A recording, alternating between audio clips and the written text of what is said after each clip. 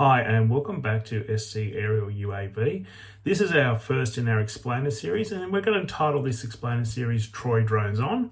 What is it? Well, basically it's an opportunity where I'm going to talk to you about some of those things that I get asked all the time. Now Christmas is coming and we're starting to think about what would like to get our loved ones, our young children usually, for Christmas, and I'm getting asked what sort of drone should I buy for my child. So today's first installment of Troy Drones On is buying your drone for a beginner. Okay, so the first thing I'm going to ask you is this question: who's the drone for? What's the drone for? What are you using the drone for?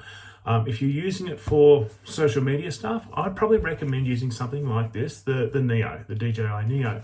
If you're looking at something that's a bit more photography based, then I would probably suggest something like the DJI Mini or something from the Mini series. Now, why have I suggested these two models? Well, quite simply, both of them are below the very important number of 250 grams, which is the legal limit required in Australia to not register your drone. Okay. Now, before we go any further, I just want to point out I'm not sponsored by DJI, but hey, if they want to send me a t-shirt, I'm more than happy to wear it while I'm doing these explainer videos. So let's have a look at the Neo. So the first thing about the Neo is it's quite a light drone. It's only 135 grams at takeoff. It has a 4K video camera and is capable of taking 12 megapixel photos. So that's pretty decent. It also has subject tracking. It's really easy to fly. It has about 18 minutes of battery life for a single battery, which is pretty good. You can also fly it with a controller, or you can fly it with your smartphone. I've put a link down the bottom here somewhere to the specs for the Neo. So if you're interested, you can have a look at those specs. The other thing that I really like about the Neo, and I have one here in front of me, is we've got these propeller guards. Okay, these propeller guards are really good for stopping little fingers getting stuck in there and getting chopped, and we don't want that at all. So with the Neo, of course, the photos and the videos are saved directly to the drone. So when you finish flying, you can connect it to your smartphone, to your laptop, and you can download the photos and the videos from there. Okay, and this is one of the advantages. That's what I'm saying. If you're looking at doing some social media stuff, this is definitely the drone I would begin with. The second drone that I want to talk about is the Mini. Now, DJI have just relaunched the DJI Mini 5 Pro, and I think that takes to either 6 or 8 new models in the DJI Mini series. Just for ease of ability, I'm just going to talk a little bit about the Mini 3. And the Mini 3 is one that I'm pretty comfortable with, and I've flown a fair bit. So the Mini 3 comes in at 249 grams of weight, which is perfect. It's under that 250. It's capable of shooting 4K video and also has a 12 megapixel camera. If you get the right battery, if you get the Intelli battery, you can go for 51 minutes.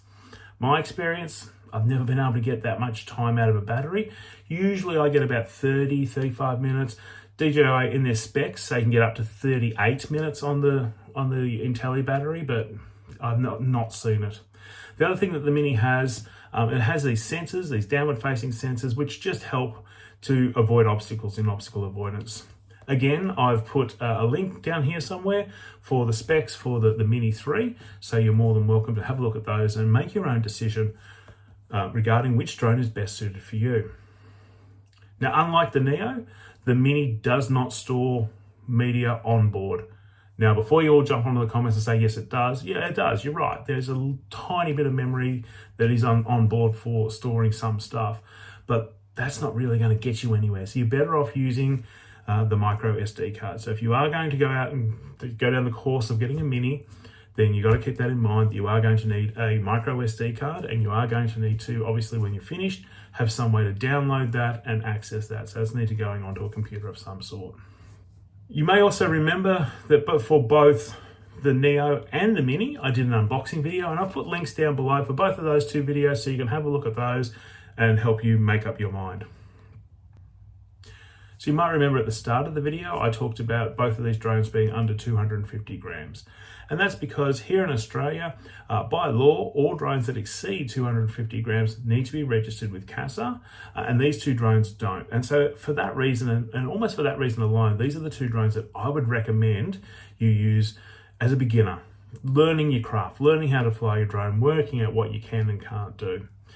And then the last thing I'd like to just mention is before you start flying a new drone, have a look at Know Your Drone. Go to the Know Your Drone website, and again, I'll put a link down here to it.